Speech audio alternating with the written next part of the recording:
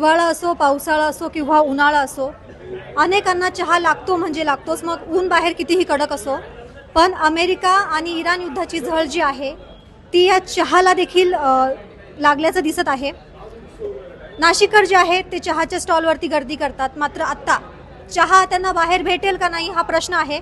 कारण Iran America युद्धाचा जो भडका आहे तो मोठा उडालेला आहे, ज्यामुळे तिकडून जो कच्च्या तेलाची आयात केली जाते ती जवळपास ठप्प झालेली आहे आणि त्याचा परिणाम आता महाराष्ट्रात व्हायला सुरुवात झालेली आहे. जे व्यावसायिक गॅस आहेत ते आता मिळणं बंद झालेलं आहे. याच संदर्भात आपण एक चहा विक्रेते आहेत आपल्यासोबत, त्यांच्यासोबत बातचीत करणार आहोत. नमस्कार दादा, काय सांगाल, किती दिवसांचा सध्या स्टॉक शिल्लक आहे गॅस सिलेंडर? माझं तर एकच टाकी शिल्लक आहे. तर शिल्लक टाकी तर भेटत नाही, ब्लॅकने पण सुद्धा भेटत नाही, जास्त पैसे देऊन सुद्धा भेटत नाही. आता ही टाकीच मला 2-3 दिवस जाईल, त्याच्यानंतर मग मला पण शॉप बंद करायला लागेल. एक टाकी साधारण तुम्हाला किती दिवस चालते? 3 ते 4 दिवस जाते मला साधारण. मग आता 3 दिवसांनंतर जे तुम्ही म्हणाला तर 3 दिवसांनंतर तुमची टाकी जी आहे ती संपेल, काय पर्याय वापरायला? मग पर्याय तर काहीच नाही, मग शॉपच बंद ठेवायला लागेल मला सकाळी 7 वाजेपासून तर रात्री माझा 11 वाजेपर्यंत गॅस चालू राहतो. तर मला दुसरा पर्यायच नाही. आपलं हे पण आपण चूल वगैरे काय पेटू शकत नाही. दिवसभरात जे आहे ते किती ग्राहक तुमच्याकडे येतात? दिवसभरात माझे तरी साधारण 350-400 लोक येतात. 500 पकडून घ्या.